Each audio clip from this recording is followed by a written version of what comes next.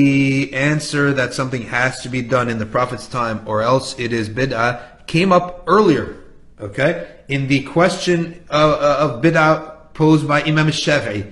And we take, now you have the majority of the Ahl Sunnah today, we are taking our definition of bid'ah from Imam al-Shafi'i, who said the bid'ah is not something that was not done in the time of the Prophet ﷺ. The bid'ah is something that goes against, okay, the teachings of the Prophet ﷺ. What's the proof of this? The proof of this is that the Sahaba in the time of the Prophet used to do actions without taking permission for the Prophet or seeing the Prophet do it, and then Allah informed the Prophet ﷺ that He had accepted those actions before even the Prophet knew about it. Okay? So what's one example? A Sahabi got up from the Salah and he said, Alhamdulillah hamdan kathiran tayyiban mubarakan fi. Then the Prophet ﷺ turned around and he said, I saw 30 angels writing something. What was it? Okay? So what happened? The angels accepted it, which means Allah accepted it before the Prophet even knew what it was.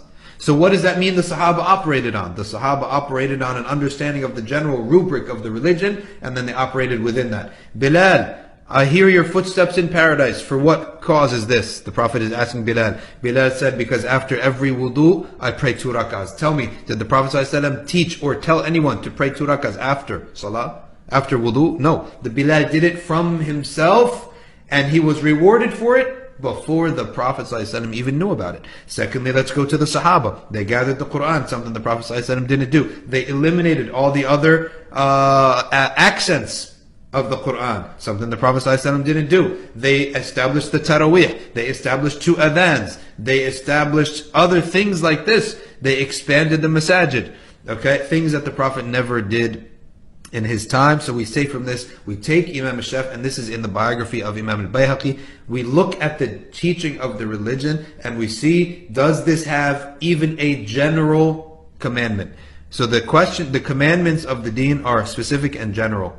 If it has a general commandment, okay, then if it's within that and it's not contradicting the sunnah of the Prophet ﷺ, then we accept it, okay? Then we accept it, all right? Now there are 2 exceptions from the most strict is Hajj and Salah, because the Prophet ﷺ said, Hajj and Salah, take them from me. In other words, be very specific about Hajj and Salah. Do not make bid'ah in Salah. And despite this, the Ummah has agreed upon many bid'ah in Salah. Like what? Like Taraweeh in one jama'ah reciting from Surah Al-Baqarah to Surah Al-Nas and then closing with one big dua at the end of the month. The Sahaba never did this, nor did the Prophet. Like multiple Jum'ahs in the same city, because you have to do it. Like multiple Jum'ahs in the same mosque, because you have to do it for parking reasons. Okay, on, for example, winter break or Thanksgiving break, you have 2-3 Jum'ahs. And in Patterson and other places, you have 2-3 Jum'ahs every week because of the parking situation. How about Salatul Jum'ah outside of a mosque, like in a rented space? Okay, or at work, or at a college, or at a high school. This is, according to the early Muslims, this was a bid'ah.